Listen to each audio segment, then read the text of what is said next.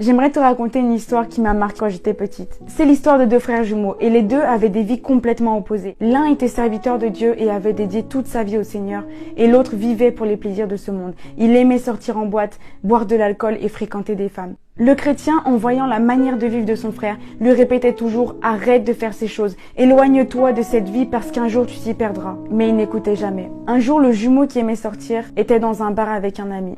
Comme il buvait beaucoup, il commença à se disputer avec son ami. La dispute dégénère et le frère finit par poignarder son ami. Quand il se rend compte de son acte, il décide de s'enfuir avec sa chemise tachée de sang. Ceux qui ont été témoins du meurtre commencent à le poursuivre en appelant la police. Le frère court le plus vite qu'il peut jusqu'à la maison de son frère chrétien. Arrivé devant la porte, il supplie son frère de lui ouvrir. Son frère ouvre la porte et voit son jumeau en panique. « Vite, aide-moi! J'ai tué quelqu'un, il faut que tu me caches. Des gens me poursuivent. » Son frère chrétien lui dit alors « Je ne peux pas te cacher ici, mais donne-moi ta chemise et prends la mienne. » Alors sans hésiter, il enlève sa chemise tachée et la donne à son frère qui lui donne en retour sa chemise propre. Puis il ouvre la porte derrière sa maison et lui dit « Maintenant va-t'en vite avant qu'il te retrouve. Mais promets-moi une chose, de ne jamais salir cette chemise. Garde-la loin des souillures de ce monde. » Le frère acquiesce puis s'en va. Juste après, les témoins du crime arrivent à la porte de la maison et ils frappent en disant « Ouvre-nous! Est-ce que c'est toi qui as tué cet homme? Et pourquoi tu l'as tué? Dis-nous pourquoi tu l'as tué. » Mais ne voulant pas mentir, il resta silencieux. D'un coup, un homme parmi le groupe s'écria « Mais regardez-le! Sa chemise est pleine de sang. Pourquoi vous doutez encore? C'est lui, livrons-le à la police. » La police l'embarque et le conduit en prison, puis au tribunal.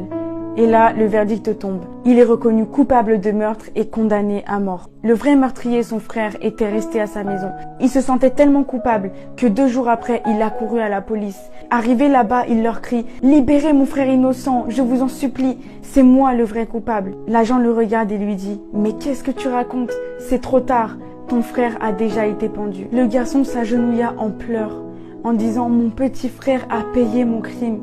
Il est mort à ma place. » Puis il se souvint des dernières paroles de son frère. « Promets-moi une chose, de ne jamais salir cette chemise et de la garder loin des souillures de ce monde. » Jésus-Christ est comme ce frère. C'est exactement ce que Jésus a fait pour toi. Par tes péchés, tu devais être condamné, mais il a pris cette condamnation à ta place. Lui qui était saint, il est mort pour des pécheurs. Lui qui était innocent, il est mort comme un coupable. Aucune chose sur cette terre ne peut égaler le sacrifice de Jésus à la croix. Personne ne pourra jamais t'aimer plus que ça. En fait, il a pris ta chemise tachée pour te donner sa chemise propre. Ne vis pas dans la sainteté pour aller au ciel, mais vis dans la sainteté parce que celui qui t'a pardonné est saint. Parce que ce qu'il a fait à la croix pour toi est trop grand pour être ignoré. En fait, il a déjà fait le premier pas. Tu n'as plus rien à faire, si ce n'est que d'accepter cet amour débordant de Dieu pour toi, manifesté à travers Jésus-Christ. Tu es le résultat des décisions que tu prends. Tout comme les 2 frères, chacun avait choisi la vie qu'il voulait mener. Par choix, Jésus a fait le choix de t'aimer avant même que tu entendes parler de lui. La Bible dit car nous l'aimons,